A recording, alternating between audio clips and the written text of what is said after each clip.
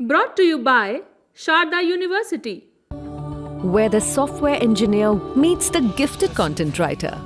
The world comes together at Sharda University. सुरक्षा बलों और शोपिया पुलिस ने जम्मू कश्मीर के शोपिया से कुछ लोगों को गिरफ्तार किया है जिन पर आरोप है कि वो आतंकियों के मददगार थे, यानी OGW थे, ओवरग्राउंड वर्कर्स थे जो आतंकियों को मदद मुहैया कराते थे।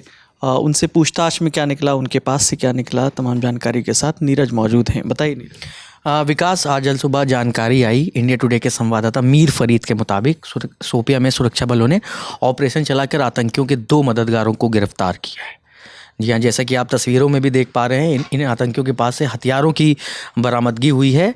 2 पिस्टल, 4 हैंड ग्रेनेड और करीब 40 जिंदा कारतूस भी कब्जे में लिए गए और कई तरह के गोला बारूद भी इनके पास से बरामद हुआ है।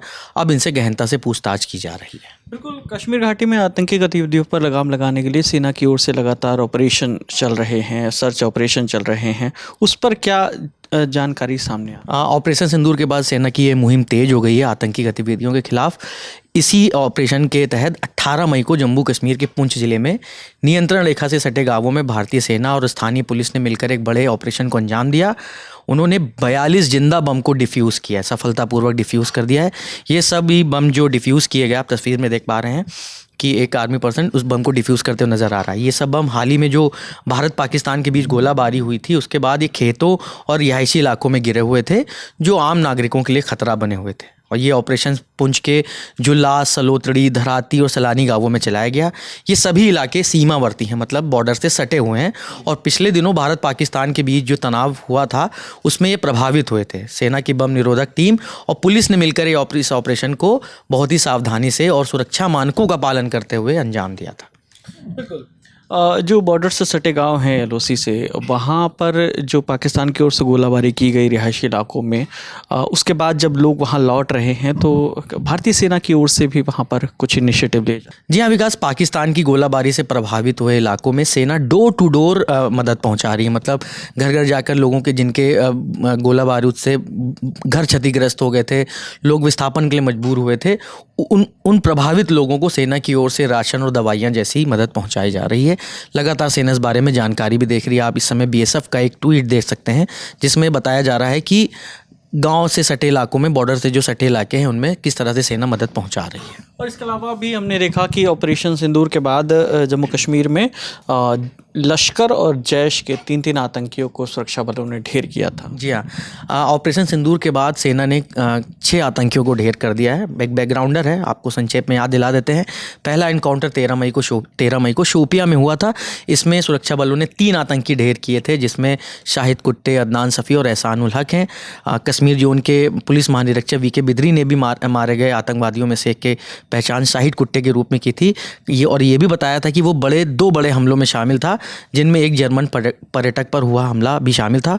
दूसरा इनकाउंटर 25 मई को जम्मू कश्मीर के त्राल में हुआ था। जिन 3 आतंकियों को ढेर किया गया था वे सभी त्राल के रहने वाले थे। इनके नाम थे आसिफ अहमद शेख, आमीन नज़ीर वानी और यावर अहमद भट्ट।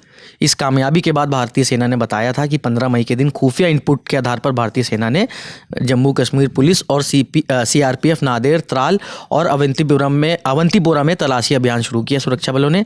इसके बाद सतर्क जवानों को कुछ संदिग्ध गतिविधियों का पता चला और आतंकियों की ओर से गोलाबारी हुई। जवाब दिया गया जिसमें ये 3 आतंकी ढेर हो गए थे। बिल्कुल, तो एक अपडेट और मैं देना चाहूँगा विकास। तेलंगाना पुलिस ने आंध्र प्रदेश की पुलिस के साथ मिलकर एक बड़ी आतंकी साजिश को नाकाम कर दिया है। आज तक के संवाददाता अब्दुल बशीर के रिपोर्ट के मुताबिक आंध्र प्रदेश और तेलंगाना की संयुक्त कार्रवाई में ISI से जुड़े 2 संदिग्धों को गिरफ्तार किया गया है। इनमें विजयनगरम से सिराज और हैदराबाद से समीर को अरेस्ट किया गया है। बताया ये जा रहा है कि ये लोग कथित तौर पर हैदराबाद में डमी ब्लास्ट की योजना बना रहे थे। आतंकी गतिविधियों पर लगाम लगाने के लिए सिर्फ जम्मू कश्मीर में ही ऑपरेशन नहीं चल रहे हैं। सुरक्षा बल और एजेंसियां पूरे देश में इस तरह के ऑपरेशंस चला रही हैं। आपको पता ही है कि कई जासूसी के आरोप में कई लोग पकड़े गए हैं।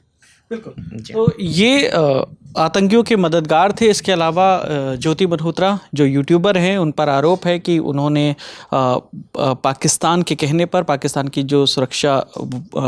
की जो खुफिया एजेंसी है ISI, उसके कहने पर भारत में जासूसी की है और उसके आरोप में ज्योति मल्होत्रा को फ़िलहाल 5 दिनों की पुलिस रिमांड पर लिया गया है और इसके अलावा आईएसआई के लिए जानकारी जुटाने के आरोप में उत्तर प्रदेश के मुरादाबाद से भी एक शख्स को गिरफ्तार किया गया है। तो लगातार ये अपडेट आ रही हैं। ऑपरेशन सिंदूर के बाद से देश भर में जितने भी OGW काम कर रहे हैं, यानी ओवरग्राउंड्स वर्कर, जो आतंकियों को सपोर्ट मुहैया कराते हैं या जासूसी कर रहे हैं पाकिस्तान की खुफिया एजेंसियों के लिए, उन पर भी लगाम कसी जा रही है।